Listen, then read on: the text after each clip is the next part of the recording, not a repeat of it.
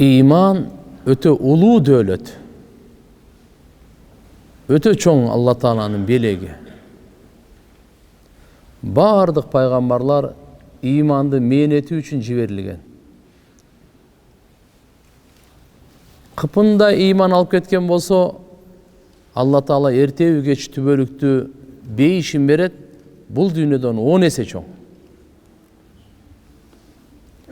Кудай сактасын, ошо кыпындай дагы iman алып кетпесе, анда түбөлүктү дозоктон калат. İman Allah Taala'ga iman keltirүү, ошондой эле периштелерге дагы iman келтирүү. Периштелер бизге көзгө көрүнбөйт, нурдан жаралган, биз менен аралашып эле жүрүшөт булар. Allah Taala'нын нурдан жараткан ушундай махлуктары бар, ар иштерге дайындалган. Уул болсунбу, кыз болсунбу, бала болсунбу, бол болсунбу, ушулар Allah Taala периштелерге таштап койгон да. Алар сурайт Allah Taala'dan. Ошол жерден башталат. Биздин инсан болуп келгенибизге периштелер сураган Алладан. Ушул уруктан инсан болсунбу, болбосунбу деп. Атанын ар бир уругунан эле инсан жарала бербейт экен. Экинчи суроосу бар эле, уул болсунбу, кыз болсунбу деп. Уул болуп калыпсың. Bu perişteler suraganda Allah Taala'dan buyruk kelgen. Bu dünyaya gelgenden keyin de Allah Taala bizdi saktaş üçün perişteleri dayandap koygan. Lehu muaqqibatun min bayni yadayhi ve min khalfihi yahfazunahu min amrillah. İnsandın aldынан, артынан gezek menen gelip durgan perişteler var. Allah'ın hükmünden saktap durat. Eğer de bir sekunda bu taştap oturgan olsa, şeytan bizi çağıp koyar. Cin şeytanlar çağıp salar. Kiramin katibin, sıylı perişteler var, urmatlı perişteler var. Adamdın kılgan jakşı jaman işin жазып dura turgan. Alar birok balagатtan başlap жазат da. Özgöçe perişteler, sıylı perişteler. Atayı sıylı perişteler dediğim ne için? Adam balasının amalın jaza turganlar. Allah'ın aldında güvölükö ötüp kıyanat kılbay. Jönököy nerse emес. Her bir adamdın, her bir amalın tündösü olsun, gündüzü olsun. Gün sayın emес, saat sayın emес, sekunda sayın. Adamdın denesinden amallar çıkıp durat, oşolарды жазып turuşat. Bular kiramin katibin dep koyat. Kiramin katibin. Emne gana söz tilden çıksaç, daro жазат. Оң жақта дағы, сол жақта дағы. Wa anil yamin wa anil shimal qa'idun. Оң жақта отырат, сол жақта отырат. Ma yalfizu min qawlin illa ladayhi raqibun atid. Qanday gana söz tilingizden çıkpasın, al janыңызda көзөмөлдөп турган даяр жазганга бат. Бул периштелер бизденчи эч качан ажырабайт. Булар багымдат менен асырда кезектер алмашып турат. Булар эки учурда ажырайт. Риваяттерде келет, силерден эч качан ажырабайт. Эки учурдан башка индал жима ва индал хала. Ажаткана барганда ажырайт экен. Ажаткана барганда ажырайт экен. Жубайы менен кошулган учурда ажырайт экен. Калган учурда булар ажырабайт. Ошондуктан айткан фастахюхум ва акримухум. Булардан уялып жашагыла. Буларды сыйлап жашагыла. Периштелерден уялгыла. Жаныңарда турат. Аларды сыйлагыла. Сыйлуу периштелер булар. Алардан уялуу, аларды сыйлоо, күнөө иштерди кылбагыла деген сөз. Арам нерселерден сактангыла деген сөз. İbn Abbas radıyallahu anhum aytat, "İza jaa qadarullah", kaçan Allah'ın taqdiri gelgende hallavan. İnsan taştap koyat ekan bu. Сактап атпады беле? Алла Тааланын тагдыры келгенде периштелер буну таштап коет экен, болот экен. Субханалла, bir rivayette gelet. İnsandın ajaline 40 gün kalganda perişte gelip kavar aytıp ketedi eкен. Biz bilbeymiz de, ukpaymiz da. 40 gün kalganda. 40 günden keyin koştoşos. Kavar aytıp ketedi. İnsandın жүрөгүн sokkonu Allah'ın aldında жазылган. Lillahi ma ata ve lillahi ma akhad. Kullu şeyin indehu bi ajalin musamma. Her bir nese жүрөктүн sokkonu dağı Allah'ın aldında belgili ölçümde жазылган, taktalgan boldu. Akırkı sokkonda perişte gelip kanatın insanın жүрөгүнө koyot eкен. Toktады, büttü. Büttü, toktады bunu. Can alganга келгенде периштелер келет. Биздин ырыскыбызга дайындалган периштелер. Ар бир буğday, ар бир картошка, ар бир жүзүм, ар бирине ырыскыбыздын. Болбосо bir жер, bir жамгырдын суусу түрдү түмөн канча деген ырыскыларды Алла Таала берип атат. Ажалга келгенде дагы perişteler gelip alıp ketedi. Perişteler gelip alıp ketedi. Can algıç perişte özü biri bolgonu menен malakul maut dep koyot. Бирок bunun askerleri köp. Jelдеттери köp. Bir uçuda kayerden kimdi alış gerek? Bir perişteler de türüge bölünет. Günökör, toң moyundarga azap perişteler var. Бардык адамга бирдей периште келбейт. Жан дүйнө, руханият, иманына жараша Алла менен канча байланышы бар, ибадатка канчалык күчтүү, ошого жараша келет периште. Канчалык күнөөкөр, канчалык тоң моюн, ошого жараша келет периште. Malaikatun rahma, malaikatun adab. Rahmat, meyrimdүүлүк perişteleri var, azap perişteleri var. Kanday can, oşondoy perişte. Oşonduktan uşuga iman keltirүү, bul imandın ikinci rukunu. Amantu billahi ve malaikatihi. Allah'ın periştelerine iman keltirdim. Gözge görünbeyt, birok bar. Gözge görünbeyt, birok bar. Biz bularga iman keltiremiz. Demek amalımda жазып атат, ырыскыма дайындалыптыр, сактоого дайындалыптыр. Subhanallah, bir perişte atayı peşenege dayındalgan. Peşenege dayındalgan. Peşene sajdaga tiyebi tiyebeybi. Ekono teң dua beret. Kimdi peşenesi sajdaga tiyse aga dua beret eken. Ya Allah, uşun dövlötün kötörgün, biyik kılgın, avirin, abroyun, baktısın bergin biyik kılgın dep. Sajda kılbagandarga teskeri dua alat eken. Şorun kurutkun bunun dedi. Allah'a sajda kılbay atat. Asman Allah'a sajda kılat, jer Allah'a sajda kılat, gün Allah'a sajda kılat, ay Allah'a sajda kılat. Ne degen perişteler Allah'a sajda kılat. Bu insan, andıktan tuğandar, bu daima bizler, biri-birimizge mına gözümüzge görünmөгөн nerseni aytıp жүрбөсөк, көргөнгө ишениш оңой эле да. Көргөнгө адам оңой эле, тез эле ишенет. Бирок биздики иман бил гайып да. Иман бил гайып дегени гайыпка ишенүү. Гайып деген не? Бар, бирок көзгө көрүнбөйт. Өзү бар, бирок көзгө көрүнбөйт, буну гайып деп коет. Biz deneyimizde birimizi görüp durarız, ruhumuzdu göre albayız biz. Uzakka barba ile koyaylı, o beyiş tozok degen al çoğun nerse al. Biz kişinekeyle özümüzün canımızdaki bar nerseni göre albayız.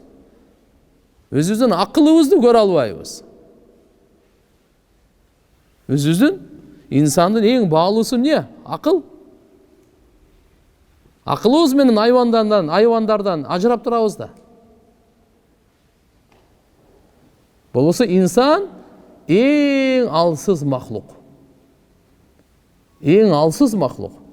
Akılы менен Allah Taala akıl verdi. Бардык mahluktan şarapаттуу kıldı. Бардык mahluktu başkaruçu kılıp koydu. Başkaruçu kılıp koydu. Güçtүүлөрдү, кыйындарды, башкаларды, учкандарды бардыгын башкарабыз да.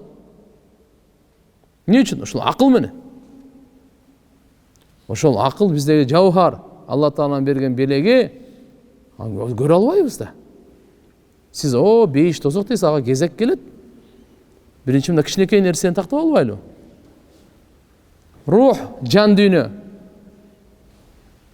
Ошон үчүн туугандар, жараткан Алла субханаху ва таала Куранда айтат: "Ва ма я'шу ан зикр-рахман нуқайид лаху шайтанан фахуа лаху қарин." Ким Алла Тааланын зикиринен жүзү өрүп, эсинен чыгарып койсо, ох. Анда ага биз шайтанды коюп коебуз, ага шерик болуп турат жанында. Болду. Дайындап коебуз, аны азгыра берет да. Адамды бузукулукка, жаман ой, жаман пикирге, жаман амал, жаман каалоого, бузук иштерге түртө турган мынакей ошо шайтан. Туганда ошон үчүн иншалла бирибизге мына гайыпты көбүрөөк эстетип турайлы. Гайыпты көбүрөөк эстетип турайлы. Акылыбыз кичинекей. Көз карашыбыз ушул жерге чейин эле көрөт, болду. Күн сайын бул дагы алсырап баратат. Күчүбүз да ошол. Бул дүйнөнүн бар болгону ошо кичине эле 60-70 жыл эле. 60-70 жылда адам баласын өңү башын тияк биягын бир карасаңыз, өзүңүз маалым алсаңыз болот. Андыктан келиңиздер, Алла Таалага шүгүр да кылайлы, периштелерди сыйлап жашайлы. Периштелерден уялып жашайлы, периштелерден сыйлап жашайлы, ал жаныбызда экен. Өткөндө көз сабакта пайгамбарыбыз саллаллаху алейхи ва саллям кечиримдүүлүгү, өзүнүн заты, өзү үчүн канчалык кыйынчылык болбосун, ыза жеткирбесин, бирөөнөн өч алган эмес. Барын кечирген. Бирок Алла Тааланын өкүмүндө жок. Алланын өкүмүндө жок. Пайгамбар саллаллаху алейхи ва саллям Ухуд согушунда тиштери талкаланып кетти го. Пешенесинен башынан кан чыгып кетти го. Өч алды го. Жок. Хандак аңгазуу газатында асыр намазы каза болду. Пайгамбар саллаллаху алейхи ва саллям аларга: "Я Алла, алардын үйлөрүн, кабырларын от менен толтургун" деген тескери дуа кылды го. Аны бул Алла Тааланын бул өкүмү бул. Алланын өкүмүнө. Пайгамбар саллаллаху алейхи ва саллям Кабада намаз окуп атканда Абу Жахилдер, Утба, Убай ибн Халаф булардын бардыгы келип, Ибн Муайд алар келип атып, "Не кылды пайгамбарыбызды маскаралап шылдыңдап? Мынакей мойнуна барып төөнү чейсиң ғой. Пайгамбарыбыз не деп дуа кылды аны? Я Алла, мыналардын бардыгын чекеден жок кылгын." Бадырда бардыгы. Пайгамбарыбыз бирөөнү өзүнүн жеке үчүн, өзүнүн кандай десем, өзүнүн негизи кызыкчыл максаты үчүн, эч капачылыгы үчүн, өзүнүн капачылыгы үчүн өч алган эмес. Ыза бергенде да, жамандык жеткиргенде да барды кечирип турган. Алланын өкүмүнө келгенде бул уже бөлөк ал. Бүгүн күз сабак гадабуху саллаллаху алейхи ва саллям лиллахи таала ва шиддатуху ли амриллахи таала. Алла Тааланын пайгамбар саллаллаху алейхи ва салламдын ачуусу келеби эле? Келет эле. Инсан да. Инсан. Пайгамбар саллаллаху алейхи ва саллям адам баласынан, периштелерден, жиндерден, шайтандан, башка махлуктардан эмес, адам баласынан. Адам баласы болгондон кийин инсандык кажеттери болот. Ооруйт, кыжалат болот, курсак ачат, ачууланат, күлөт, сүйүнөт, уктайт, ажатканага барат, үйлөнөт, жана башка инсандын кажеттери бар, зарылчылыктары бар. адам баласына байланышкан. Бардыгында пайгамбарыбызда бар эле. Бирок пайгамбарыбыз саллаллаху алейхи ва салламдын ачуусу, кубанычы бөлөк болчу. Пайгамбарыбыз Алла эмнеден ачууланса, ошого ачууланат эле. Алла эмнеден разы болсо, ошого разы болот эле. Пайгамбарыбыз саллаллаху алейхи ва салламдын ачуусу ушул. Кана хулукуху ал-Кур'ан. Пайгамбарыбыздын мүнөзү Кур'ани Карим. Кур'ани Карим. Мааниси кандай? Алла эмнеден разы болсо, ошого разы болот эле. Алла эмнеден наразы болсо, ошого наразы болот эле. Алла эмнеге Алла Таалам разы болуп сүйүнсө, кубанычта, ошого кубанычта болот эле. Эмнеге ачууланса, пайгамбар ошого ачууланат эле. Тирмизиде риваят келет. Хинд ибн Аби Хала дан риваят, пайгамбарыбыз саллаллаху алейхи ва салламды сыпаттап айтып берип атат: «Ла тугдибуху дунья ва ма кана лаха». Дүние пайгамбарыбызды ачуулантыра алган эмес. Ачуулантыра албайт дагы. Дүниеде мисалы кичине курсак ачка болуп, ооруп, кыйнап калып, пайгамбарыбыз саллаллаху алейхи ва салламды бул нерселер бизди дүние ачуулантырып аткандай, гыжалат кылып аткандай, андай дүние пайгамбарыбызды ачуулантыра албайт. Фаида ту'аррида лил хак, эгерде Алла Тааланын акыйкатына маселе келе турган болсо, динине тиешелүү, лам я'риф ахад, аны бирөө да тааныбай калат. Демек пайгамбар саллаллаху алейхи ва саллам ла ягдаб ли нафсихи, өзү үчүн эч качан ачууланган эмес, ва ла янтасиру лаха, өз ачууланганына өч да калган эмес. Пайгамбар саллаллаху алейхи ва саллам Алланын дини үчүн гана, акыйкат үчүн гана ачууланган. Сахихайнда риваят бар. Бухариде, Муслимде Айша радиаллаху анха энебизден айтат: "Дахала алейя наби саллаллаху алейхи ва саллам ва фил байти қирамун". Пайгамбар саллаллаху алейхи ва саллам үйгө кирип келди мага дейт. Үйдө парда бар эле дейт, сүрөттөрү бар. Парда. Бирок сүрөттөрү бар эле да. Айван, инсан, жандуу нерселердин сүрөттөрү бар эле. Фаталаввана вajhuhu саллаллаху алейхи ва саллам. Пайгамбарыбыздын жүзү өзгөрүп кетти. Өңү өзгөрүп кетти. Минал гадаб, ачуулангандан. Сумма танавала сетр фахатакаху. Аны алды дагы айрып салды. Калат, Айша энебиз айтат: "Ва кала наби саллаллаху алейхи ва саллам айтты. Пайгамбарыбыз мындай деди: Min aşaddin nasi adaban yevman qiyama alladina yusawwirunahum hadihi suwar. Kıyamat günü en katı azapka giripter болгондор uşu сүрөт тарткандар dedi.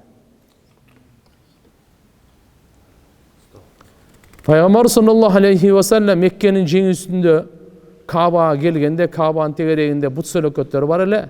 Кабанын ичинде дагы бар эле. Кабанын ичине киргенде İbrahim пайгамбар, İsmail пайгамбардын да сүрөттөрү бар эле. Аларды алдыртты, алгыла dedi. Hazreti Umar da айтты, al dedi. Umar разияллаху барын тазалап өчүрүп чыкты. Алып чыкты бардыгын. Мурунку диндерде уруксат эле. Пайгамбар саллаллаху алейхи ва саллам себеп мурунку пайгамбарлардын мөөнөтү чектелген эле да. Алардын аймагы чектелген эле. Мөөнөтү тек чектелген эле. Пайгамбар саллаллаху алейхи ва салламдын пайгамбарчылыгы бүткүл дүйнө, мөөнөтү кыямат күнгө чейин. Өзгөчөлүгү. Эми кыямат күнгө чейин канча кылым, доор, үммөт келет, барып, ушуларга адам сыйынып калбасын. Ушуларга таазим этип калбасын. Деп өзгөчө сүрөттөргө, сөлөкөттөрдөй мамиле болунган. Жөнөкөй эмес. Демек, ширкке алып бара турган, ширкке жолдой турган ар бир нерсенин түп тамырын узактан эле кескен. Ошондуктан пайгамбар саллаллаху алейхи ва саллам булардын бардыгын бул болбойт, бул кайсы пайгамбар эмнени сүйлөсө вахийни сүйлөгөн. Зарылчылыктын учурунда макул. Зарылчылыктын учурунда паспортко, документтерге, тияка бияка шариаты бар уруксат берет. Өзгөчө кол менен тарткандар, өзгөчө таш оюп, ошолордун баарын неме кылгандар, жок таксыр иншалла булардан.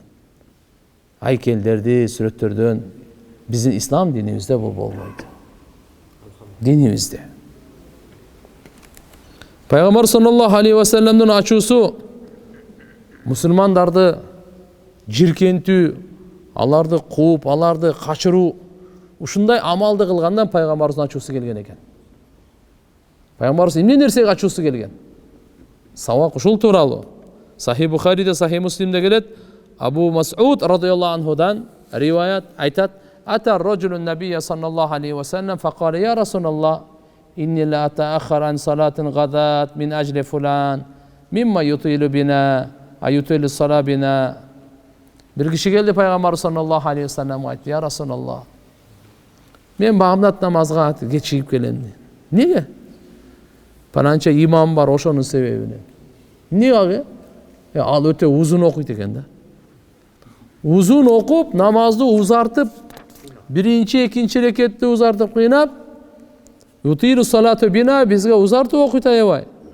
قال أبو مسعود aytdı. فما رأيت رسول الله صلى الله عليه وسلم قد أشد غضبا في موعظة منه يومئذ. Abu Mas'ud radıyallahu anh aytat. Peygamberimizin андай açılanganın görgön emesmin deydi. Oşol günü uşunday nasihat aytууdan андай açılanganın görgön emesmin deydi. Faqala Nebi sallallahu aleyhi ve sellem aytdı. Ya eyyuhan nas, ey adamlar, inne minkum munaffirin. Sizlerden arаңардан Müslümanlardan cemaatın kuuy turgan, kaçıra turganlar var eken. Fa ayyukum ma salla bin nas falyatejawwaz. Gimiyer adamlarga namaz okup berip imamçılık kıla turgan bolsoңор, anda falyukhaffif namazды kıskarak okugula. Жеңилирээк окугула. Fa inna fihim al-marid wal-kabir wa dal-haja. Эмне үчүн? Antkeni cemaatın arasında alsızlar var, oğrular var, karı kartayganlar var, kajettүүлөр var. Birөө kajeti var kayaka, az birөө toyga barыш керек эле, birөө жаназага барыш керек эле, birөө сапарга чыгыш керек эле, biröөгө жолугушу, birөө жумушка барыш керек эле. Siz bu жактан узартып салдыңыз. Ал жумушуна кечигип атат, самолетуна кечигип атат, janazasına geçip atat, biri oğru atkan ağa geçip atat, biri ovada vergenle ağa geçip atat, biri daratın ağa çeyin, köpkö çeyin karmaya albayt, biri köpkö çeyin, bunday davleniyası var, ançağa çeyin tora albayt. Demek, subhanallah, qanday degen okumuş hidayat, dinimizdin жеңилдигин караңыз. Ошончо жамаатка да карап, анан окуйт десе tez-tezlere toğçu qanday alda bolboydu.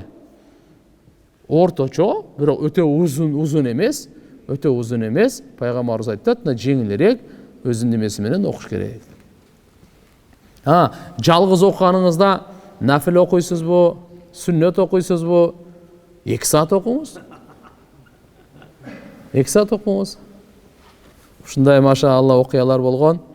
Bizde maşallah belgili bir hareketlerimiz, o hem kişineke mezgilinde de bu amdatta dep durup şu bir okuyan eken arkasında turganlar gün çıkıp kettirdiler. Öz aytı özü gületele. Oşo sağırda inşallah neme kılbaş gerek ekan. Bilbesik de bilgestik ekan ben bu yaktan alıp. Peygamber sallallahu aleyhi ve sellem meçitte kakırıkты görgende aябай açılangan эле. Ал убактарда эми мындай жөн эле жер эле болот эле да. Жыгач, же болбосо монда пол, же мындай жай намаздар, андай эмес эле да. Ошон үчүн кандай болбосун ушул жерде алымдар айтышат, мечитти таза кармоо өтө улуу ибадат. Мечиттин ар бир нерсесин таза кармаш. Пайгамбар саллаллаху алейхи ва саллям бир жолу ошол мечитте какыртып өтүп аябай ачууланган, бул дагы мына. Peygamber sallallahu aleyhi ve sellem'den açılanganı kээ bir uçurda adam tanulay veret bir mesele boyunca ыңгайсыз awalga alıp kelet. Mınday tupike kamayt degendey. Oşunday uçurlar dağı bolgon Peygamber sallallahu aleyhi ve sellem'den açılanganı. Bir jolu Sahih Buhari'de gelet, bu Zayd ibn Sabit radıyallahu anh'a rivayet. İhtacara Resulullah sallallahu aleyhi ve sellem hucayratan bi hasafatin aw hasiran Faharaja Rasul sallallahu aleyhi ve sellem yusalli ileyha. Peygamberimiz özünün şu kişinekey bölmesi var le, oşol jerge kişiden bak kurma salgan şu karzinka okşaş idişi menen girdi deyt, je bolsa bir boyro menen girdi deyt. Keyin Peygamber sallallahu aleyhi ve sellem şu namaz okup çıktı deyt. Nafil namaz bolçu. Bir top kişiler olsa артынан erçip algan ele. Алар келип Пайгамбарыбыз намазды окуса, аркасынан намазды окуп. Кийин кечкурунда келишти бардыгы. Пайгамбар саллаллаху алейхи ва саллям аларга чыккан жок. Күндүзү бир чыкты эле, кийин чыккан жок. Анан кийин Пайгамбар саллаллаху алейхи ва саллям үйүнө нафиле окуп атат эле, алар о сырттан чыгып алып эле кыйкырышты. Эй, паланча Мухаммад! Чыкпай нафиле окуп атат да. Нафиле окуп атат, чыккан жок. Анан эшигин такылдатып кішеке таштармен тық деп хасабал баб дейді. Şu takıldatkаннан пайгамбарыбыз ачууланып чыкты. Мазала бикум сани'укум, бу кылганыңар не деген бу силер? Hatta zanantu annakum sayuktabu aleykum. Эгерде мен нафил намазды силер менен кайра чыгып болсом, силерге фарыз болуп калбасын деп коркуп. Силерге фарыз болуп калбасын. Фа алейкум бис-сала, яни ан-нафила. Силер нафил намазды окугула фи буютикум, үйүңөрдө окугула. Мен силерге айттым эле, кайра түшүнбөй эле силер келип алып. Кайра окула бере турган болсо, мисалы таравих намазда ошондой болгон, Пайгамбар саллаллаху алейхи ва саллям улантпай койгон. Себеп Пайгамбарыбыз корктум дейт. Эмнеге? Силерге фарыз болуп калбасын. Фарыз болгондо кандай? Ким окуп алса күнөөкөр болот да. Фарызды аткарбай койсо, нафилдерди окубай койсоң күнөөкөр болбойсуң. Бирок фарызды аткарбай койсо, кандай чоң күнөөкөр? Ошондой мен үммөтүмө оор өкүмдөр келип калбасын, аткара албай тургандай болуп деп. Ушундан коркуп, алар болсо башка. Бирок Пайгамбар саллаллаху алейхи ва саллям ачуусу келгендечи, ачуусу келгенде сөзүндө, амалында акыйкаттан тайуу болбойт эле. Сиздин биздин ачуубуз келгенде бизде баланс кетет. Ошон үчүн үммөткө атайы мисалы Китабул Кады дейт, чечүүчү. Канча соттор болсун, прокурорлор болсун, муфти болсун, казы болсун, шариаттын ушундай чечип аткандар ачууланган учурда чечим чыгарса болбойт. Ачууланып аткан учурда чечим чыгарса болбойт. Чечими дурус болбойт аныкы. Ооп калат. Ачуусу аралашып калган да. Ачуусу аралашып калган. Ошон үчүн чечим чыгарганга аларга дурус эмес. Пайгамбар саллаллаху алейхи ва саллям андай эмес эле. Ачуусу келгенде дагы, ачуусу келбегенде дагы амалында акыйкаттан чыкпайт эле. Бизге чоң сабак бу да. Пайгамбар саллаллаху алейхи ва саллямдан чоң сабак. Ачуу келгендечи өзү, ачуу келгенде. Тугандар, адамдын акылы кетет экен да. Кандайдыр бир деңгээлде кетет, толугу кетпесе дагы 10дон 1 кетет, ал сөзсүз эле. Жарымы кетет, дагы катуу ачууланса, толугу менен эле кетип калышы мүмкүн да.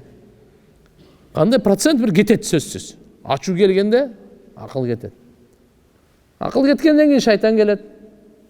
Шайтан келгенден кийин бардык иши бузулат. Ошон үчүн бирөө аусини я Расулаллах, Аллахнын элчиси мага бир осуят айтпайсызбы дегенде, ла тагдаб, ачууланба деген. Дагы келгенде мага осуят айтпайсызбы, ла тагдаб, ачууланба. Ла тагдаб, ачууланба.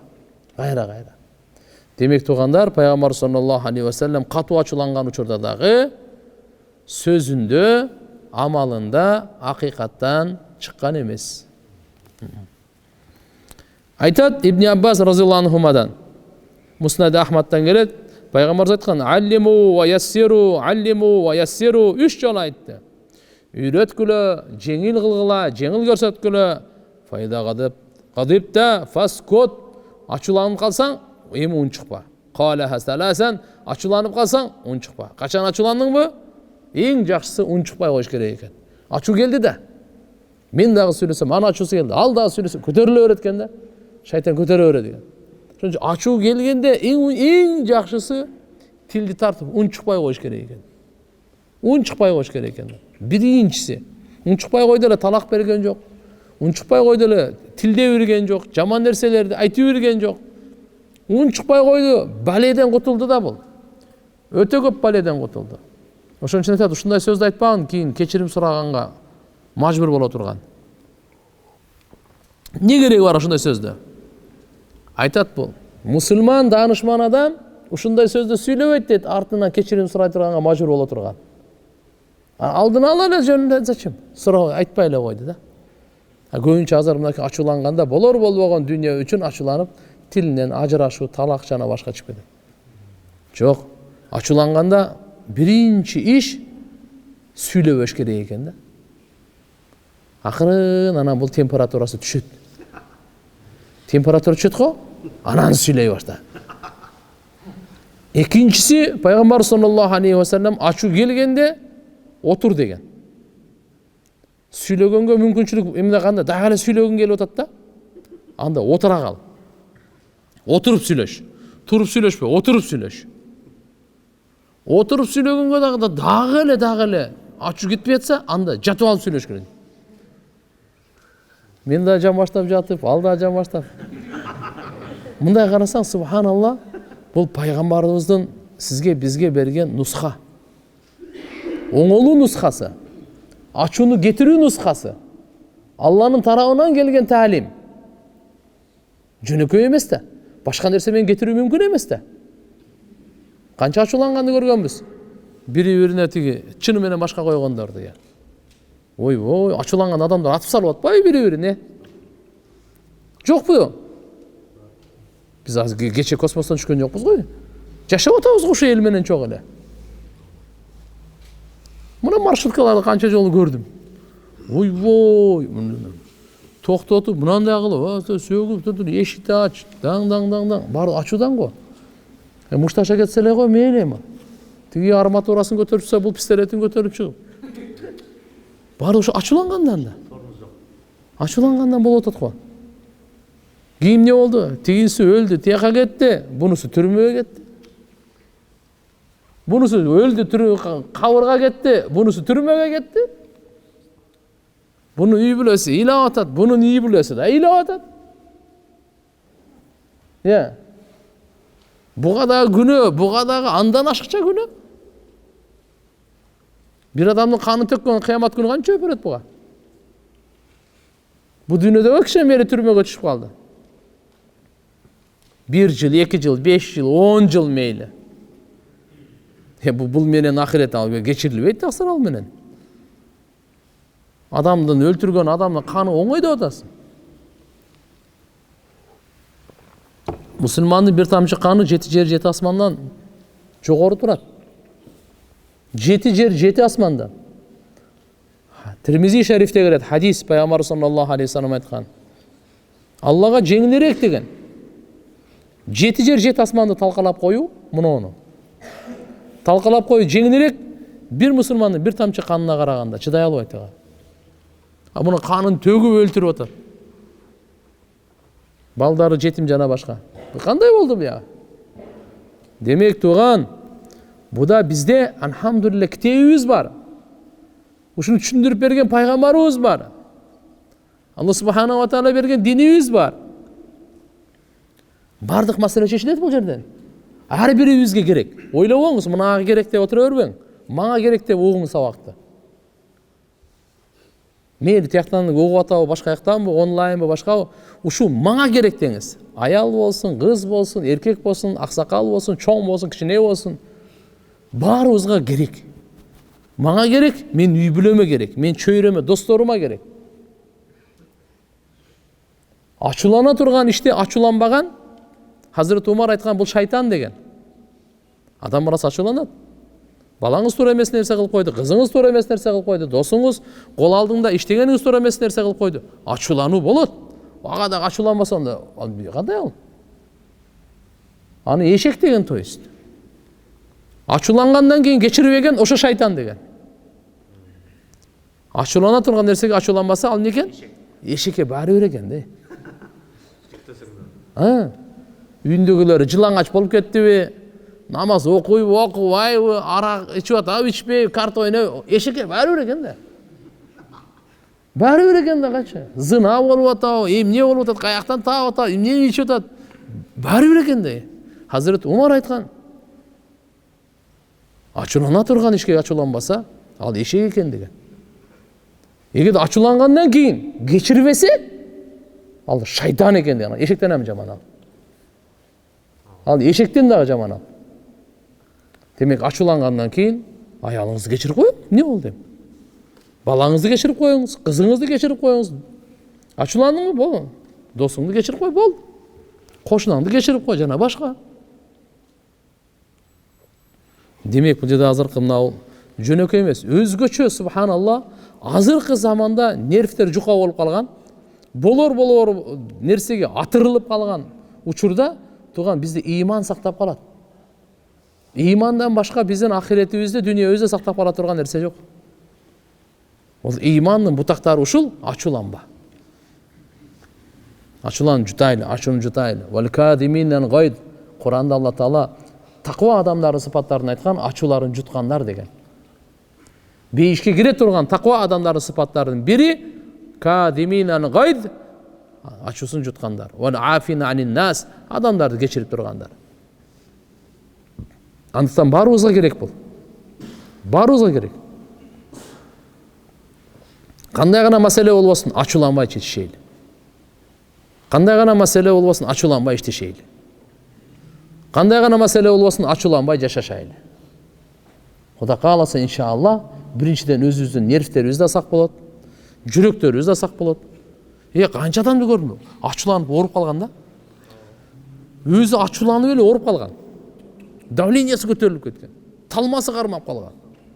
Жүрегінен инфаркт, инсульт, нәрсесін қармаған. Ачуланғандан. Ачуланғаны менен жақсы болу не ол. Чынını сындырып алды. Қанша ачулансаңдар қарап бүтөлбейді ал. Чыны сынды. Сынды. Қанша ачуланайды ал бүтөліп қалбайды. Сынғанға чейін жолдома айтып, тәлім беріп, ескертіп, айтып қойш керек. Қалған Алладан тағдыр болды. Ачуланғаннан қажет жоқ. Пайғамбар саллаллаху алейхи ва саллям Алла Таала сақтап қойған. Бардық ушундай ачуланын жолдору түрлөрүнөн пайгамбарыбыздын ачуланганы акыйкаттан чыгарып айтеле жана i'tidal, камал i'tidal дейт. Ортото жолдогу адилеттик, туура жолунан сөзүндө да, амалында да чыкпайт эле. Абу Дауд шарифте риваят бар. Абдулла ибн Амр радıyallahu anhumadan айтат: "Kuntu aktubu kulle şey asma'uhu min Rasulillah sallallahu aleyhi ve sellem uridu hifza." Бұл Абдулла ибн Амр разияллаху анху пайғамбарымыздан эмне нерсени уксачы, ошону жаттоо ниетинде жаза берет эле да.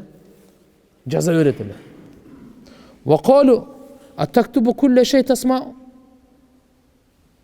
Андан кийин фанахатни Курайш. Курайш мени тыйып койду. Сен не? Пайғамбардан ар нерсени уккан эле жаза бересиңби деди да. Жаза бересиңби? Мен Расул саллаллаху алейхи ва саллям. Ва Расулуллах саллаллаху алейхи ва саллям башар. Бұл адам да бұл деле. Так, ятакалламу фил гадаб ва рида. Ачуланганда да сүйлөйт. Адам болгондон кийин разычылыгында да сүйлөйт. Демек, ушунун бардыгын сен жаза бересиңби деди да. Так. Фа амсакту анил китаба. Бұл айтат, мен жазганды токтоттум дейт. Туура айтат булар. Бұл адам да кээде ачуланат, кээде разы болот. Разы болгондо да сүйлөйт, ачуланганда да сүйлөйт. Демек, ачуланганда сүйлөгөндө туура эмес сөздөр болот. Ошонун баарын жаза берем деп. Фадакарту залика линнаби саллаллаху алейхи ва саллям. Мен ушул нерсени пайгамбарыбызга айттым дейт. Мен сиздин баардык нерсеңизди жазат элем, жаттоо максатында. Курайш мени токтотту. Не деди? Адам баласы болгондон кийин ачуланганда дагы, разычылыгында да сүйлөй берет. Ошондуктан сен жазба деп. Ошонтип жазбай калдым деп. Пайгамбарыбыз фа аума би исбаихи иля фи. Пайгамбарыбыз мындай көрсөттү жүзүнө. Оозуна көрсөттү, ишара кылыпчы. Факала айтты: "Уктуб, жаз" деди. Фаваллади нафси бияди ма яхружу минхи илля хак. Сен жазгын. Менин жаным анын колунда болгон Аллага ант ичип айтып коеюн. Мына жерден акыйкаттан башка сөз чыкпайт деди. Ал ачуланганы болобу учуру, разычылыгы болобу, сөз чыккан болсо хак гана сөз чыгат. ак сөз гана чыгат, акыйкат гана сөз чыгат. Сен жазганды уланткын dedi мына. Деп пайгамбар саллаллаху алейхи ва салламдан тилинен кандай гана абалда болбосун, ачкабы, душмандар кол салганда, чабуу салгандабы, кыжалатчылыктабы, уу беришти, сыйкырлашты, кандай гана болбосун, пайгамбарыбыздын тилинен хак гана сөз чыккан.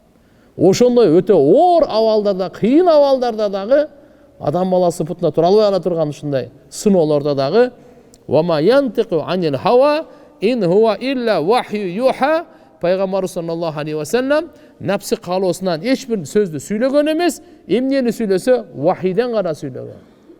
Аллахнын тарабынан келген вахий гана сүйлөгөн, тилинен вахий гана чыгат эле. Ошон үчүн Абдулла ибн Амрга пайгамбар саллаллаху алейхи ва саллам ишарат берип атат: "Эй, сен жаза бер, мынал жерден хак гана сөз чыккан, хак гана сөз чыгат." Bir rivayette, Darimidin rivayetinde uktub فَوَالَّذِي نَفْسِ بِيَدِهِ مَا خَرَجَ مِنْهُ إِلَّا حَقٍّ.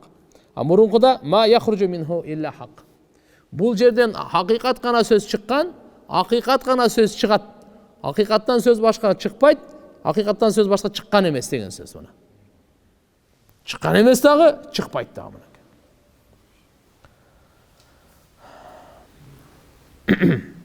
Peygamber sallallahu aleyhi ve sellem'den jomartlığı boyunca karam. Fi azimi karami sallallahu aleyhi ve sellem. Anas radıyallahu anhu aytat: "Kana Resulullah sallallahu aleyhi ve sellem ahsanan nas ve acvadan nas ve aşja'an nas." Ravahu Şeyhan. Bukhari'de, Müslim'de ekonda tengelet. Peygamber sallallahu aleyhi ve sellem adamlardan en çıraylısı ile, en jomart berişen ile, en batır ile. Peygamber sallallahu aleyhi ve sellem münözü dağı, süreti dağı, manevi jaktan dağı, içki dünyası dağı, sıfatı dağı en çıraylı ile. Jana Peygamberimiz berişen ile. Jürögü batır ile. Adamlardan en batır. Jana acvadun nas ve anfahum linnas. Adamlarga en köp payda jetkirүүчү ele. Peygamber sallallahu aleyhi ve sellem bireşendүүлүгүн жолдору толтура экен да. Биринчиси Аллахнын жолунда сарптаган боюнча.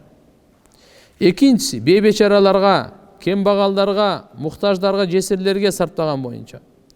Үчүнчүсү динге тартууда, жүрөгүн алып, көңүл алууда, ошолорго бирешендүүлүгү.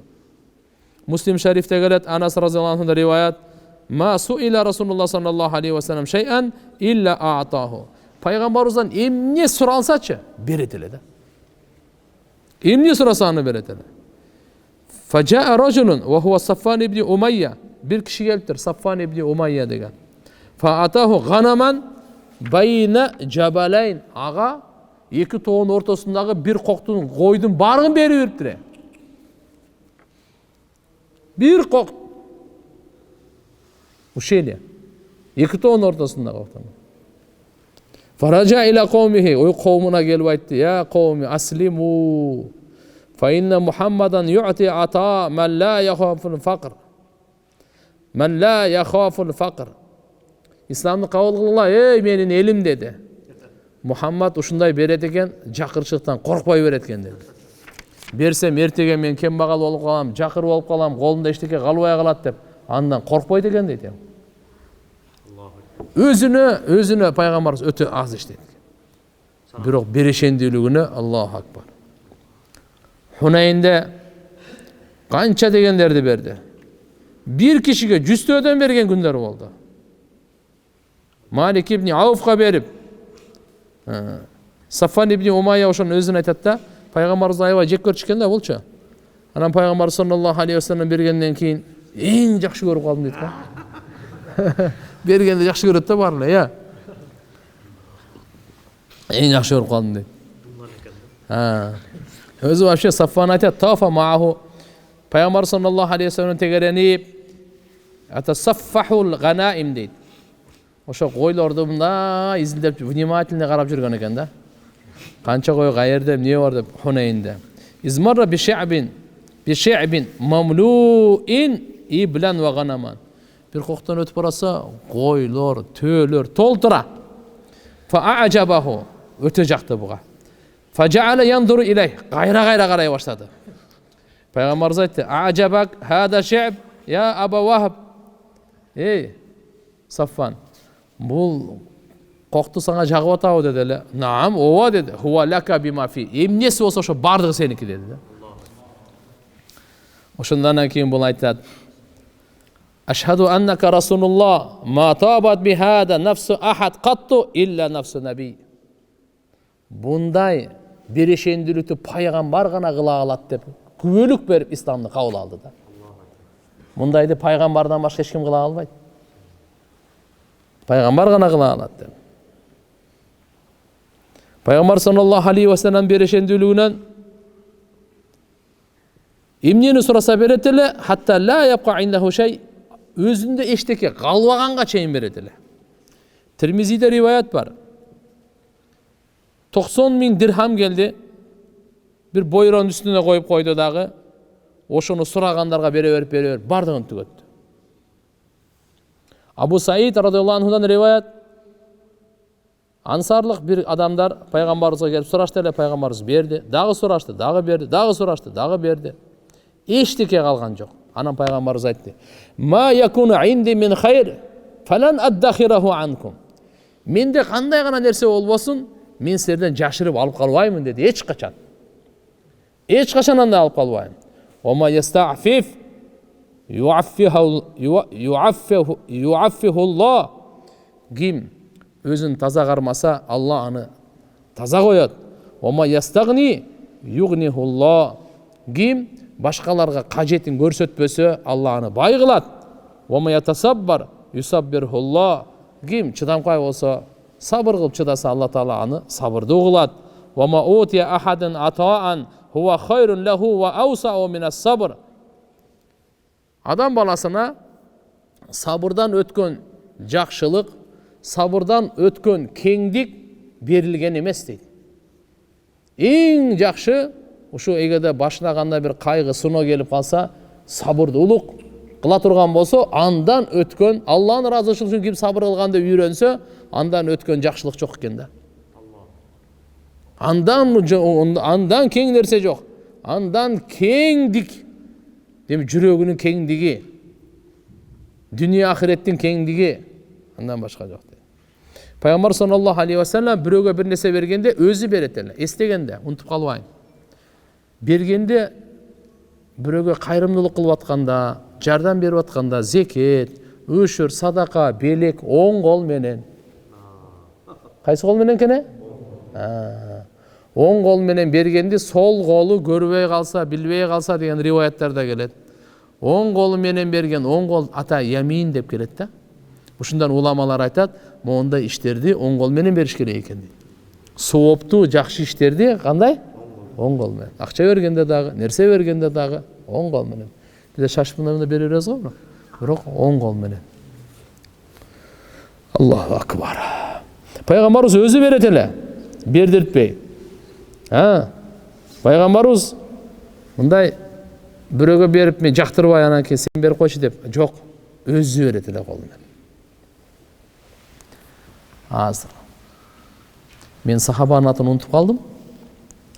Бирок машаалла дайыма өзүнүн колу менен берет эле. Анан кийин көзү эми картайганда, карылыкта көзү көрбөй калып, анан өзү жип тартып койгон эле. Эшикке чейин. Эшикте бир себет бар экен. Нан, алма, нерселерди коюп койгон. Эшикти такылдатып эле бир тилемчи келсе, ошол жипти кармап барат экен дагы. Келип анан берет экен да. Балдары, неберелери, ата, не кыйналасыз? Бизге айтып коюңуз, биз деле берип коебуз десе, жок. Пайгамбарыбыздан укканмын. Ким өз колу менен садака берсе, Алла аны жаман өлүмдөн сактайт дегенди. Жаман өлүмдөн сактайт деген риваят келгенди. Өз колу менен берген садаканы. Көз ази, көз көрбөйт да эми, көз ази. Сокур киши да. Узактан ушинтип ата ишу бир жип байлап койгон дейт. Барып барат да, ошол деде себет ушундай бир идиште алып анан ошол бечаралар тилемчилерге берет экен да. Ошон үчүн туугандар, бирөө Алланын атын атап сизден сурасачы, ден соолугу жакшы болсо делечи, сиз аны териштирбең. Лев Толстой чыкпайсыңбы сен? Жок, сен жүктөбөйсүң, ташка төртпөйсүң, бутун колуң жакшы кылган, тияк бияк депчи. Мисалы, адамдар бар да, сен каяктан билесиң анын боору ооруйт экенин? Же көрүп атасыңбы? Же мындай көзүң көрүнүп турабы, узисиңби сен, баардыгын көрүп тургандай. Не кыласың? Бергиң келбейби? Ассаламу алейкум. Бербей эле кой. Бирок тигини какпа. Тиги тилемчинин жүрөгүн оорутпа. Бул бай, анан тигиндей аркасына түшүп алабыз да. Бергениң 2 сом. Айтканың эме бул жерден эме Аллаху акбар да. Ошон үчүн эгерде мейли жүрөгүң каалабайбы, ушул ден соолугу жакшы болсо кайра сурай берет деп атасың да, тегеле кой. Ал ошо сөздөрдү айтпай эле, жок бербей эле, бул жакты карап эле, зикир кылып эле өтүп кетпей, машина мененби, башкасы мененби да. Бирок какпаңыз такса, суранычы. Кээде ушундайга попал болосуң, биздин сөз менен айтканда пачагың чыгып кетет анан.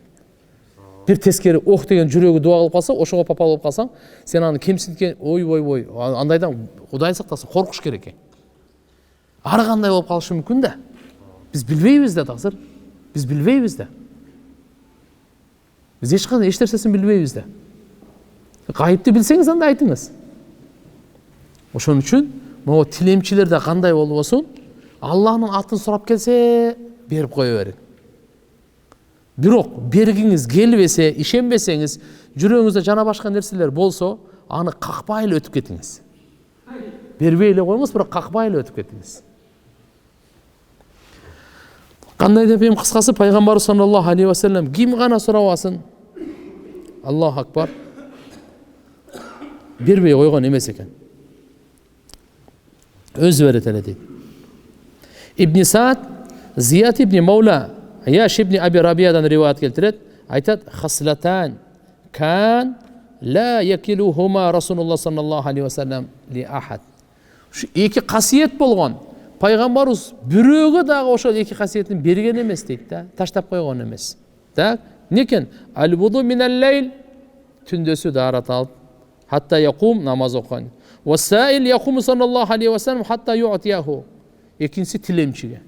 Ушу экөөнү өзү кылат эле. Өзү даарат алып намаз окуйт эле, жана тилемчиге өз колу менен берет эле.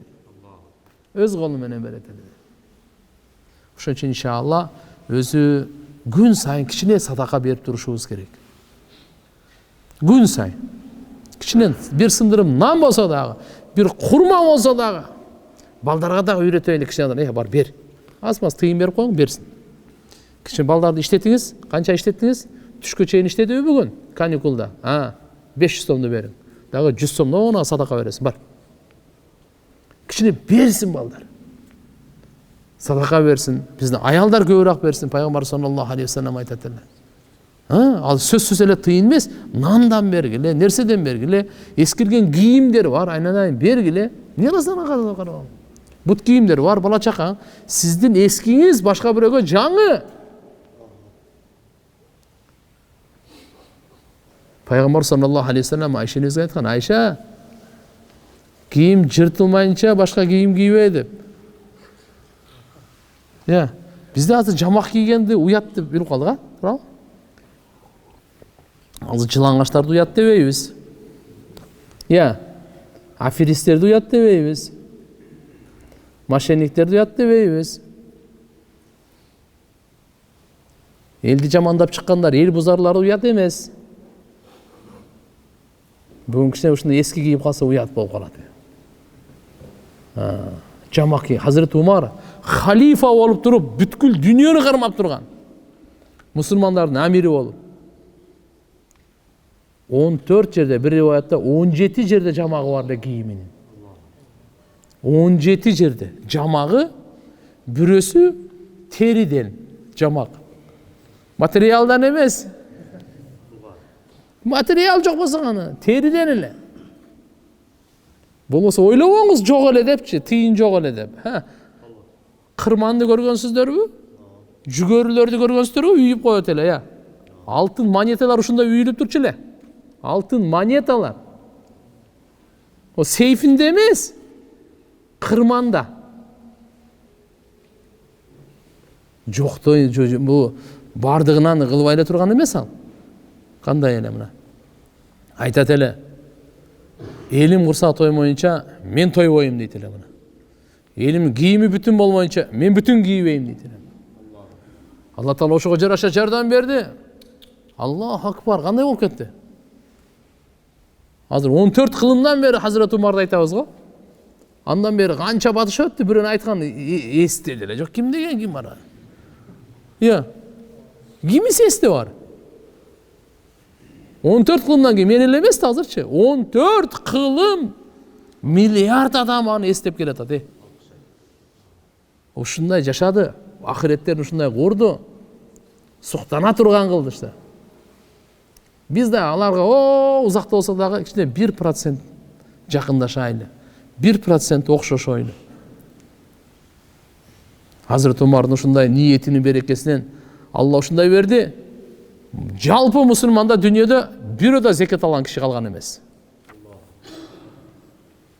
Өзү чын-чындап келгенде бизди Алла жаратты. Оңолуубузду дагы бузулганыбызды Алла Таала билет. Кайсы нерседен бузулуп кетебиз, аны дагы билет. Кайсы нерседен оңолобуз, буну дагы билет. Кур'андын жолдомосу жалгыз түбөлүктүү нуска. Адамдын оңолусу, коомчулуктун оңолусун эки сөз менен эле айтып койгон. Акимус-сала ва атуз-зака. Намазды тургузгула, зекет бергиле. Намазды кандай Алла буйрганда окуй турган болсок, өзүбүз оңолобуз. Зекетти Алла Тааладан коркуп бере турган болсокчу, эл оңолот. Коомчулук оңолот. Бардык оңолот. Бишкектин байлары бүгүн зекет бере турган болсо, Кыргызстанда жакыр калбайт. Кыргызстан боюнча жакыр калбайт. Курсак ачка, операцияга муктаж калбайт. Эгерде Бишкектин эле байлары зекетин бере турган болсо. 40 миллион доллар бар экен бирөөнүн. Миллион доллар зекет? 39 миллион бар ғой. 400 миллион доллары бар. 10 миллион доллар зекет? Билесизби эмне болуп кетет бул жакта?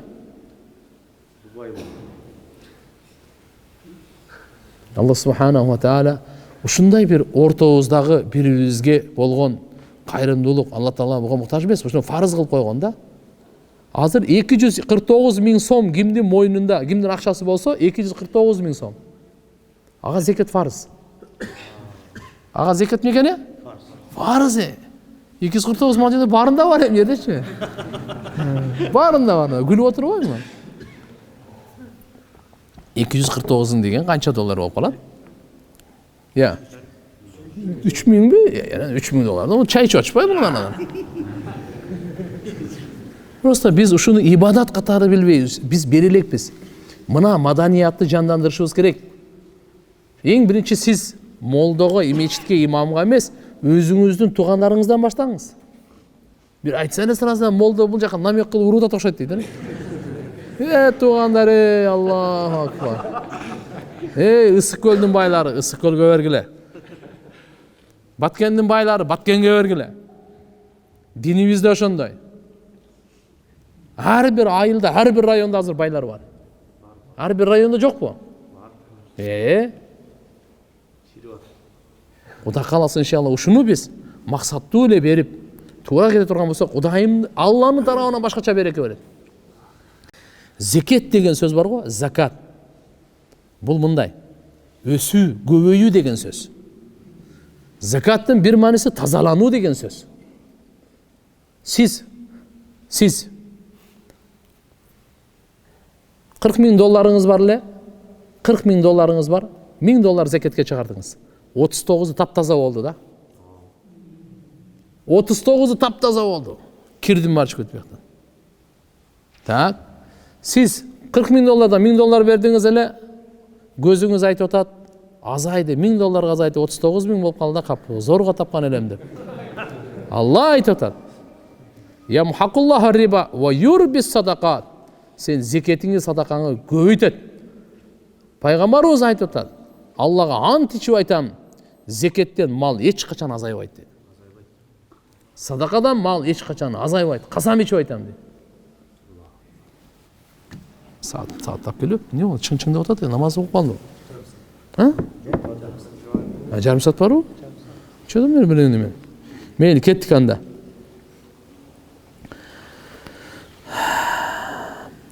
Subhanallah, пайғамбар саллаллаху алейхи вассаламның жомартты берешенділігінен. Егерде еш нәрсе жоқ болып қалса, біреу сұрап келсе айтады: сен қарыз ала бер, мен атымда мен берем дейді. Өзінде жоқ болса. Абу Дауд Байхақида риуаятына келеді. Абдулла Хуазни радиаллаху анхудан айтады: лақиту Билалан, Билал разиаллаху анху жолығып қалдым дейді. Фақулту я Билал, Билал деп айттым дейді. Хаддисни, bir hadis bayan qilchi maga. Kayfa kanat nafaqatu Rasulillah sallallahu aleyhi ve sellem, пайғамбарыбыздың nafaqası bergen sarptagаны qanday ele deb Bilaldan сұрады. Себебі Билал разиаллаху анху башынан пайғамбарыбыз өткенге чейин пайғамбарыбыздың мал мүлкін ошо сарптайды. Мираштан келгенден кейін дағы не деді? Билал, етек қарма деді. Алып кел. Аялдарға келді, пайғамбарыбыз насихат айтып, ай, дозоқтан көпшілігіңер дозоқтан көрдің.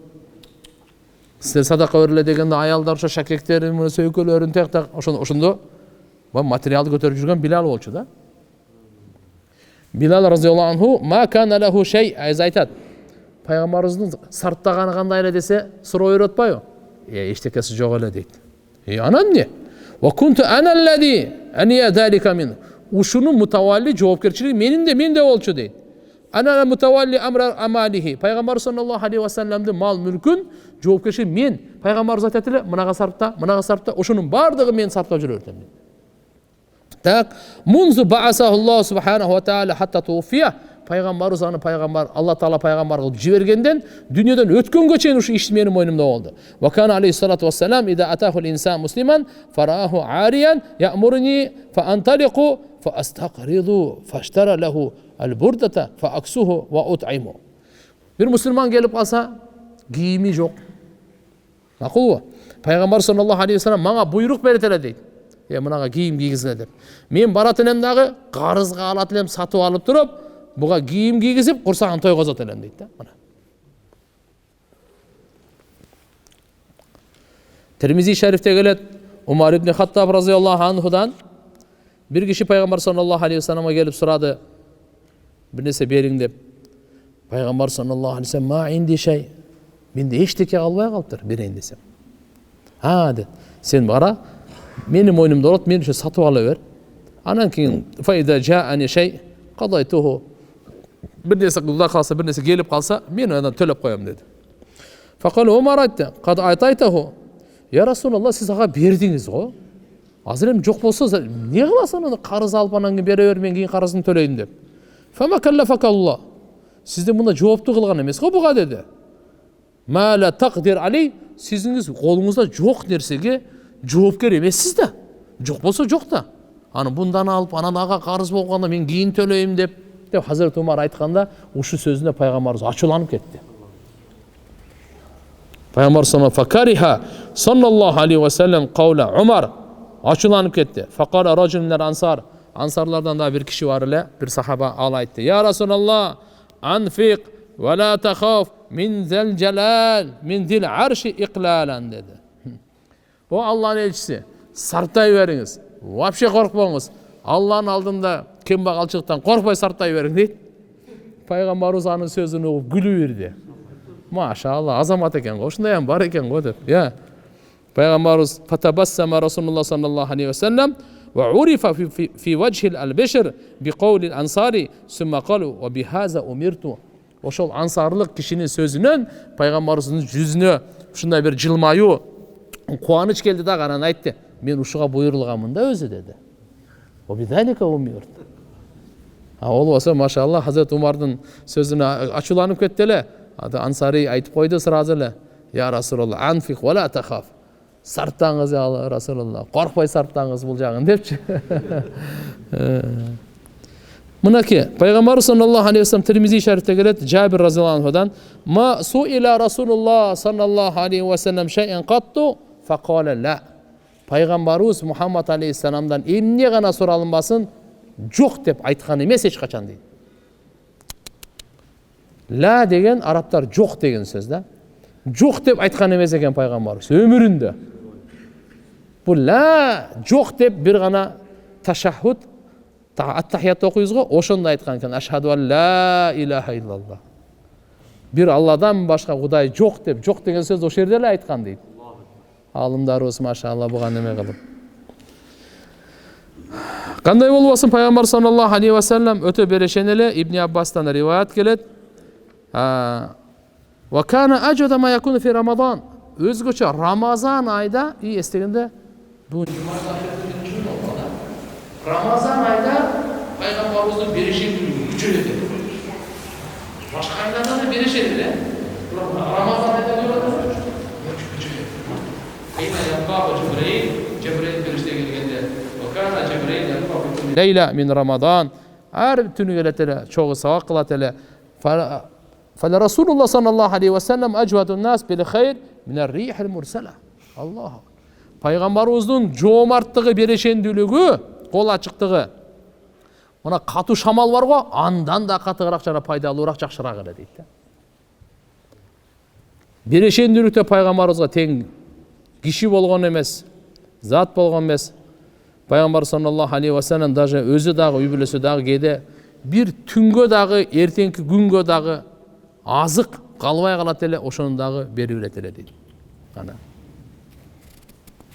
Албетте кыйналган учурда, ачка калган учурда пайгамбар саллаллаху алейхи ва саллям ичин таш менен байлап алат эле. Себеп ошол убакта таш менен байлап алса, кандайдыр таштын муздагы ашказанга барып, ашказанда эчтеке жок болсо кайнап кетет экен да, ысыпчы. Бири-бирине жармашып калган коркунуч болот да. Ошон үчүн мындай жармашып калбаш үчүн таш байлай беришкен. Мына ошондой күндөрү менен эң улуу зат, ааламдын мээрими туугандар өткөргөн. Ошон үчүн иншалла карап туруп дайыма айтабыз: Аллаху акбар. Пайгамбар саллаллаху алейхи ва саллям 2 күн катар курсагы тойгон эмес. Биз бүгүн ашказандын эле гамын жеп калдык. Тамак жеген бар го. Тамак жегенде биз айвандарга окшошобуз. Тамак жебегенде периштелерге окшошобуз.